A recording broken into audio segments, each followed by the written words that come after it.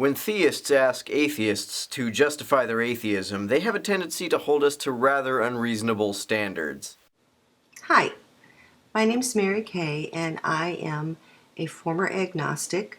I'm a born-again Christian, and I want to talk to you today about being an atheist. I don't believe there is such a thing as being an atheist, and I'll tell you why.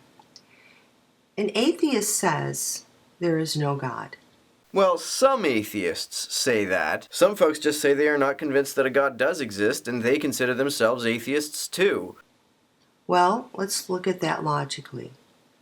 If one is to say there is no God, that would mean that you would have to know all there is to know in the universe. Not true. If you're one of the atheists who not only lacks a belief in God, but also affirmatively believes in God's non-existence, you do not need to know everything in the universe in order for this belief to be warranted. To say that you need to know everything in order to rationally believe that something does not exist is to assume that no beliefs about anything's non-existence are warranted unless you've searched the entire universe. This is very silly, and it is not a standard we apply to belief in the non-existence of any other undemonstrated entity.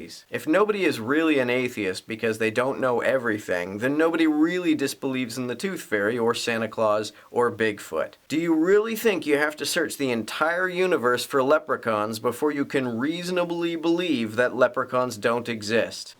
That would mean that you would need to have gone to the height and depth and breadth of the universe looking for God. You didn't find him, and now you can say there is no God. But until the day that you can do that, you can't say there is no God.